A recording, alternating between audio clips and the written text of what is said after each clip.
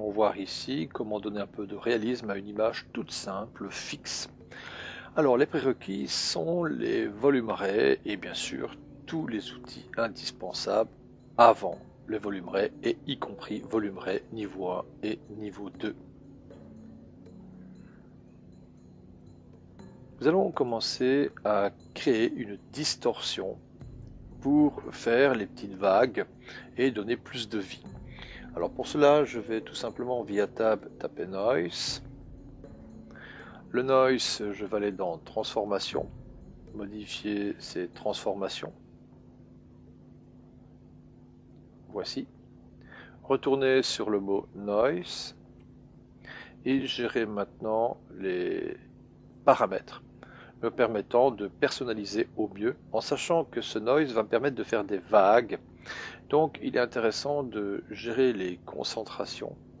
Dans le gain, vous pouvez gérer comme ça la netteté et les flous, et le gamma, les concentrations plus franches entre les noirs et les blancs constituant ce noise.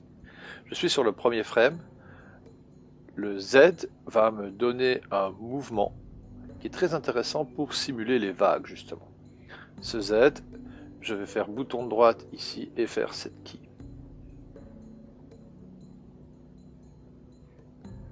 Je vais revenir sur le frame 50 et bouger. Je regarde en faisant play si le rythme est intéressant.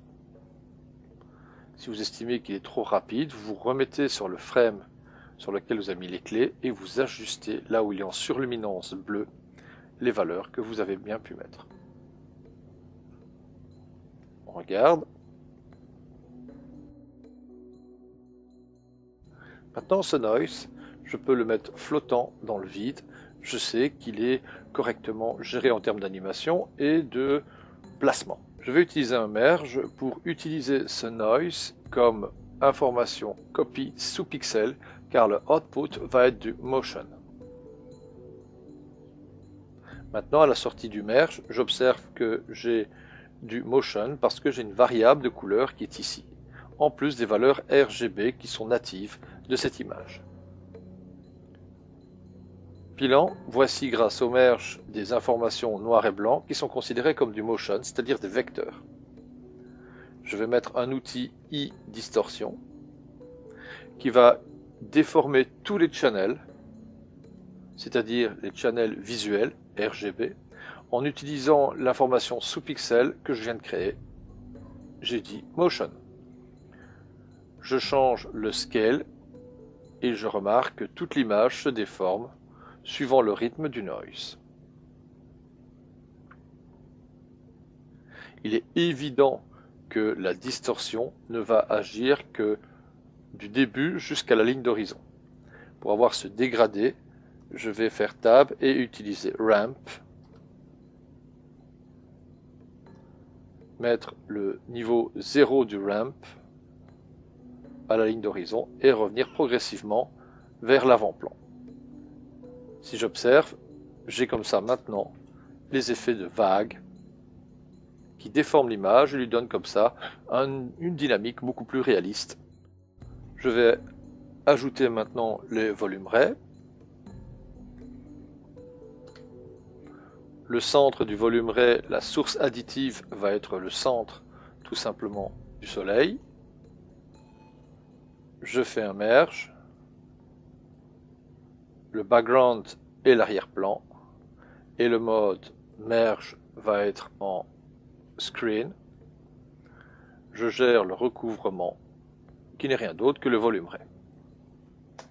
J'obtiens maintenant ma première étape où j'ai le flickering du volume array qui va faire bouger les rayons ainsi que la distorsion qui fait les vagues.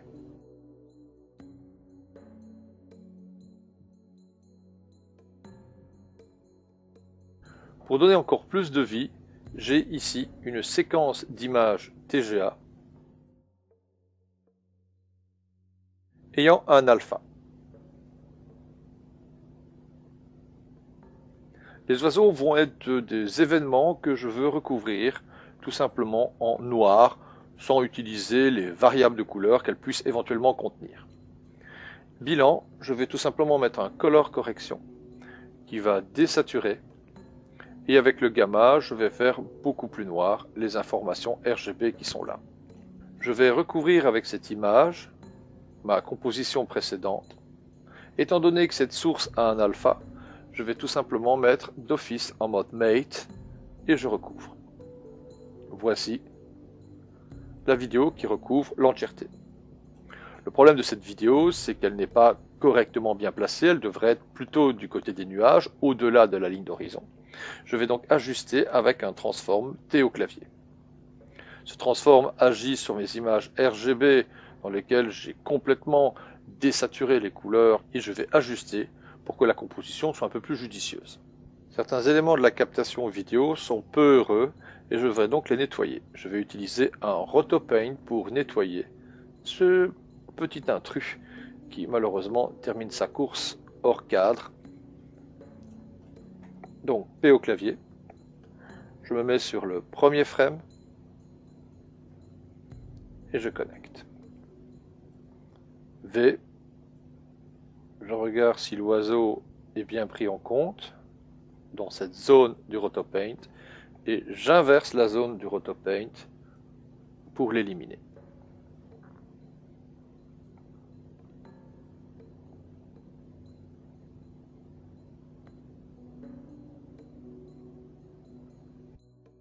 Je vais maintenant ajouter cet événement dans les reflets, en sachant que les reflets subissent la déformation due à la distorsion.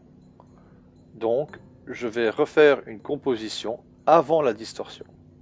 Merge, Background, Avant-plan, je vais utiliser les oiseaux ayant un contraste, mais je ne vais pas utiliser cette transformation. Le mode de fusion est de toute manière aussi un mate. Petite astuce, nous savons qu'en appuyant sur CTRL, je retrouve la possibilité d'avoir ici un point qui me permet de sortir. En appuyant sur CTRL, le point se fait partout.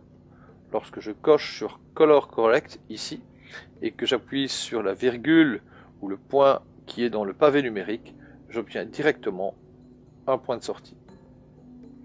C'est lui qui va venir nourrir avant la distorsion. Il est évident que j'ai besoin d'une transformation beaucoup plus spécifique pour le placer par rapport à l'horizontalité de l'eau. C'est ce que je vais faire avec un transform. T au clavier. Le transform ici va réduire, inverser. Dans mon cas, je vais tourner légèrement pour essayer de récupérer le parallaxe. Et je regarde ce que ça donne. C'est bien avant la distorsion. Donc ce compositing subit la distorsion. Il est intéressant aussi d'utiliser le même ramp comme masse pour que le reflet se fasse beaucoup plus ici et forcément s'atténue par rapport à la profondeur. Voici comment donner vie à une image fixe au départ. Comparons maintenant les deux images. Je prends mon image de base, j'appuie sur 2 au clavier, je me mets en mode Wipe et je compare comme ça mon résultat d'image fixe toute simple que j'ai prise sur internet et mon travail qui lui donne de la vie.